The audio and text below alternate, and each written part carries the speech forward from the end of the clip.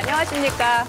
예, 저는 한국방송통신대학교 생활과학과의 김선아 교수라고 합니다. 반갑습니다. 제가 여러분들과 함께 얘기 나누고자 하는 것은 바로 먹거리에 대해서 얘기해 보려고 합니다. 생각만 해도 좀 즐거운 주제일 수 있을 것 같죠? 예. 저는 오늘 아침에 눈을 떴을 때 제일 먼저 한 생각, 오늘 아침은 또 뭘로 준비를 해서 가족과 함께 식사를 해야 되나. 그리고 학교에 와서 업무를 보면서 11시쯤부터 생각했어요. 점심 뭐 먹을까. 예. 이렇게 우리는 하루 일과 중에 많은 부분을 먹을거리에 대한 생각을 합니다. 그런데 이 먹거리에 대한 생각이 지금 좀 많이 바뀌고 있어요. 우리가 과거에는 배고플 때, 배고파서 아니면 어린아이들 성장기 어린아이들에게는 참 좀 어떻게 하면 키를 좀 크게 할까 이런 고민을 하면서 음식을 준비하고 했었습니다. 그런데 최근에는 지금 여기 계시는 분들도 저와 비슷하지 않을까요? 뭘 먹으면 건강에 좀 좋을까? 그리고 뭐가 안전할까? 이런 고민 참 많이 합니다. 2016년에 식품위생법에 새로운 문구가 등장을 했습니다. 건강, 위해 가능, 영양 성분이라는 단어입니다. 여기서 위해가 건강을 위한다라는 개념이 아닙니다. 건강에 해가 될 가능성이 있는 영양 성분이다. 이런 의미입니다. 참 뭔가 좀 어색하죠? 우리가 영양 성분 하면 몸에 좋은 성분을 생각을 하게 됩니다. 그런데 앞부분에 건강 위해 가능이라는 표현이 붙어 있는 것이죠. 그래서 저도 이 표현을 보고 참 처음에 난감했습니다. 이게 어떤 의미일까? 한번 생각해 볼까요? 여러분들 생각에 건강에 위해가 가능한 성분이 무엇이 있을까요? 우리와 매우 가까이 있고 매우 친숙한 성분들입니다. 떠오르는 성분 있으세요? 네? 설탕 떠오르시죠? 또 한 가지 더 소금 떠오르시죠? 그렇습니다. 역시 여러분들 이미 알고 계십니다. 건강에 위해가 가능한 영양 성분으로 3가지가 분류가 되어 있습니다. 소금, 설탕, 그리고 트랜스 지방산 이렇게 3가지가 포함이 되어 있습니다. 제가 그 분류를 봤을 때 그런 생각했습니다. 트랜스 지방산 들어보셨습니까? 트랜스 지방산은 심혈관계에 문제가 될 수 있다라는 많은 자료들이 있어서 이미 트랜스 지방산이 건강에 조금 좋지 않다라는 인식이 있습니다. 소금, 설탕 물론 건강에 좋지 않을 수 있다. 여러분들 많이 들으셨습니다. 하지만 저는 이 분류를 봤을 때 조금 속상한 마음도 생겼습니다. 우리가 짠맛과 단맛의 유혹에서 벗어날 수 있을까? 예, 그런 생각을 하게 됐습니다. 왠지 트랜스 지방은 줄일 수 있을 것 같은데 설탕과 소금을 줄일 수 있을까? 참 아이러니하다라는 생각을 했습니다. 그래서 제가 오늘 준비한 내용은 이 성분, 3가지 성분에 대해서 한번 얘기를 좀 해보도록 하겠습니다. 먼저 트랜스 지방산부터 얘기를 해보겠습니다. 저는 제가 어렸을 적에 좋아했던 메뉴 중에 하나가 아주 따끈따끈한 밥에 간장 1스푼 넣고 여기에 마가린을 1스푼 듬뿍 해보셨습니까? 참 고소하죠? 네, 그렇게 먹으면 지금도 생각이 납니다. 참 그 고소한 맛 참 좋았던 기억이 있습니다. 그런데 그때 들었던 표현 중에 하나가 마가린이라고 하는 것은 식물성 지방으로 만들었기 때문에 동물성 지방인 버터보다 건강에 더 좋다. 어릴 적에 그렇게 배웠었습니다. 그래서 가격도 또 저렴했지요. 그래서 저는 버터보다는 마가린을 조금 더 선호했었습니다. 그런데 한 20년 지나서 어느 날 갑자기 기사가 나왔습니다. 마가린에 트랜스 지방이 많아서 건강에 좋지 않다. 이 기사 봤을 때 사실은 배신감을 좀 느꼈습니다. 과학자들이 도대체 무엇을 한 것인가?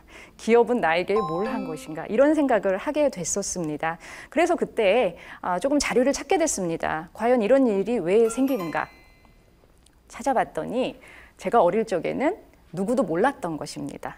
마가린에 어떤 성분이 있는지 잘 몰랐고 그리고 그 성분이 트랜스 지방산이 몸에 좋지 않다라는 것을 그 당시에는 알지 못했던 것이죠.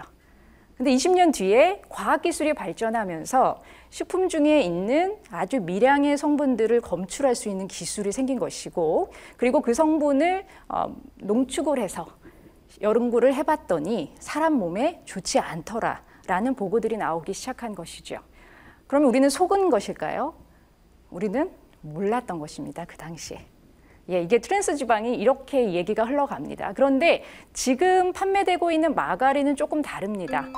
과학기술이 발전했기 때문에 지금은 마가린을 만드는 공정에서 트랜스 지방산이 생성되지 않도록 조절을 하고 있습니다. 그래서 마가린에는 트랜스 지방산이 0.2g 이하 정도 검출이 될 때 트랜스 지방산 제로라는 표현을 쓸 수 있게끔 허용하고 있습니다.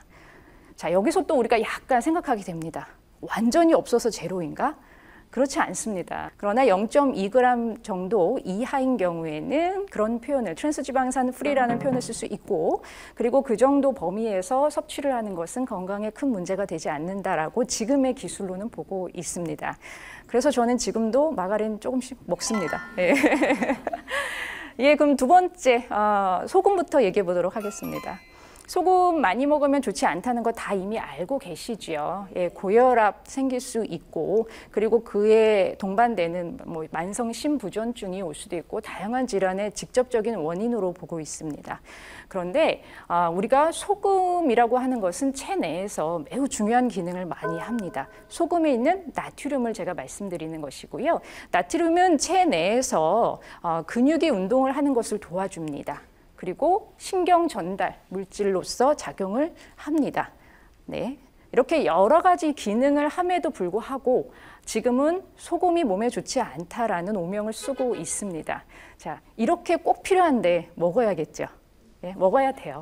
먹어야 되는데 이렇게 체내에서 일을 하는데 필요한 양이 상당히 적습니다. 한국인들이 평균적으로 섭취하는 소금의 양이 국제기구에서 제시하는 것보다 2배 이상 많습니다.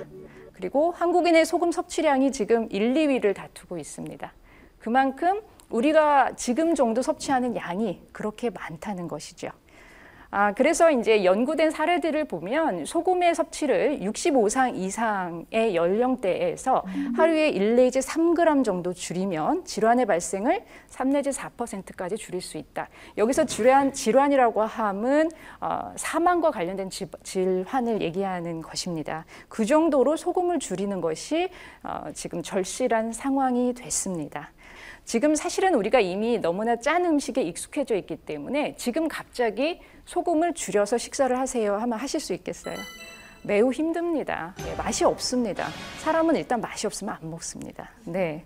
그래서 줄이는 방법 중에 하나가 MSG를 약간 사용하기를 권장하고 있습니다. MSG 들으니까 또 의외시죠? MSG 뭔가 안 좋은 것 같은데 라는 생각이 드시죠?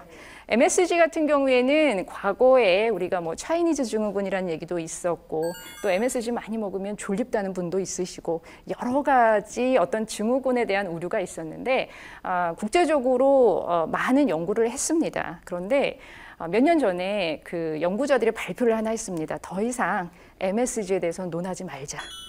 예, 왜냐하면 많은 임상 실험을 거쳤음에도 불구하고 MSG가 나쁘다라는 근거가 그렇게 뚜렷이 나타나지는 않았던 것이죠. 네, 그럼에도 불구하고 우리가 MSG에 대해서는 조금 우려하는 부분이 분명히 있긴 있습니다. 자, 그래서 소금의 섭취를 줄이는 방법 중에 하나는 MSG를 조금만 섞었으면 소금의 섭취를 3분의 1 정도는 줄일 수 있다라는 것이 지금 현재 권장하는 방법입니다. 자, 두 번째 말씀드릴 성분은 제가 설탕 말씀드리려고 합니다. 설탕, 우리 최근 몇 년 동안 설탕 중독이라는 표현이 나올 정도로 우리가 설탕을 많이 먹고 있는 것이 문제시 되었었습니다. 그런데 이 단맛은 짠맛보다 더 힘들죠, 줄이기가. 예, 이미 우리는 외식을 하루에 그래도 한 끼 이상 외식을 하고 있습니다, 대부분의. 그러다 보니까 대부분의 사람들이 소금이나 설탕의 섭취를 조절할 수 없을 정도로 하고 있는 것이 현실인 거죠.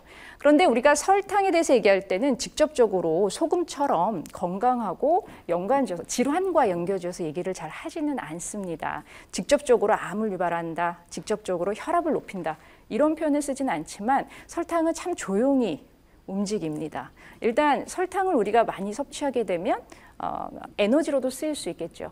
그렇죠? 에너지로 쓰이는 좋은 점은 있는 반면에 많이 섭취하게 되면은 마찬가지로 우리 혈액 속에 당 성분이 많아지게 되죠. 자, 우리가 설탕 많이 섭취하면서 제일 걱정하는 게 뭐죠? 당뇨, 비만입니다. 과거와 달리 지금은 에너지 과잉 시대라는 표현을 많이 씁니다. 그래서 우리가 모르는 사이에 많은 양의 설탕을 먹게 된 거지요. 그러면 우리 몸에서 사용하는 에너지 이상은 모두 몸에 축적이 되겠죠. 그래서 제가 저희 아이가 좀 비만한 한 편입니다. 그래서 제가 얘기를 항상 합니다. 꼭 음식을 몸 안에 쌓을 필요는 없다. 남겨도 된다. 저 어릴 적에는 음식 남기면 안 된다라고 배웠지만 이제는 음식을 남겨도 된다라는 말을 가끔 합니다. 그 정도로 에너지 과잉 시대에 우리가 살고 있는 것이지요. 그래서 이 에너지 과잉 시대에 우리가 50세, 60세 그 이상 건강하게 살 수 있는 방법, 에너지를 덜 섭취하는 것이 무엇보다도 중요하겠지요. 제가 설탕 얘기할 때 사카린 얘기 같이 합니다. 사카린 들어보셨나요? 사카린이 뭐죠? 들어는 보셨죠? 네.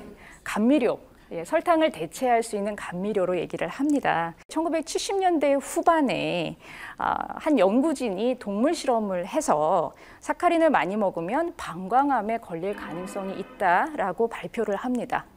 70년대 이런 연구를 배경으로 해서 결국 사카린은 식품에 사용할 수 없는 그러한 성분이 됐습니다. 그래서 아직까지도 우리는 사카린 하면 뭔가 먹으면 안 될 것 같은, 이름도 좀 느낌이 어감이 좀 강하죠. 먹으면 안 될 것 같은 느낌을 좀 갖고 있습니다. 그런데 이 사카린 같은 경우에는 에너지를 내지 않습니다. 그리고 설탕 2스푼 정도에 해당하는 그 양이 사카린 2알 정도 해당합니다. 매우 경제적입니다. 그런 장점을 갖고는 있습니다. 그러나 그래도 사람의 건강이 제일 먼저이기 때문에 동물 실험에서 그런 방광암을 일으킬 수 있다라는 내용이 발표가 되면서 금지가 되었다가 80년대 후반에 민간 단체에서 이런 요구를 합니다. 미국은 특히 고도비만인 사람이 많죠. 지금 여기 계신 분들은 너무 날씬하십니다. 걱정하실 분 별로 없어 보이는데요. 우리나라도 이제 고도비만 인구가 점점 늘어나고 있죠. 고도비만과 그리고 당뇨병을 앓고 있는 사람들이 국가에 요청을 합니다. 설탕을 먹으면 안 되니 설탕 대신 사카린을 이용하게 허용해달라라고 요청을 하게 됩니다. 그래서 80년대 다시 연구를 시작합니다. 왜냐하면 과학기술은 점점 발전하게 되니까요. 나온 결과가 뭐냐면 사카린이 사람에게 해가 된다는 근거가 별로 없다입니다. 결국에는 이 사카린이 1988년에 발암물질 분류에서도 아예 빠져버립니다. 건강 위에 가는 영양 성분이라는 주제를 잡고서 여기 MSG와 그리고 사카린에 대한 지금의 견해에 대해서 조금 말씀을 드렸습니다.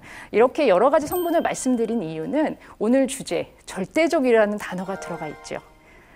제가 생각하기에 과학기술은 앞으로도 점점 진보할 것입니다. 여러분도 그렇게 생각하시지요? 그러면 오늘 몰랐던 성분을 미래에 알 수 있고 오늘 좋았던 성분이 미래에 안 좋다는 결과가 나올 수도 있습니다. 그러하기 때문에 여러분들은 계속 먹거리에 관심을 가지셔야 합니다. 이유 중에 하나는 여러분들은 이제 100세까지 사셔야 하거든요. 그럼 100세까지 건강하게 사셔야겠죠. 자, 그러면 불안하죠. 우리가 이러한 상황에서 어떻게 음식을 그럼 섭취할까? 지금 좋다 그랬는데 미래에 나쁘다 그러면 어떡하지? 제일 권해드리는 방법은 이제는 절대적으로 건강에 좋은 식품 찾지 마시고 얼마나 먹을까를 고민하시면 됩니다. 얼마나 먹을까? 가장 중요한 개념이라 생각합니다. 제가 준비한 내용은 여기까지입니다. 감사합니다.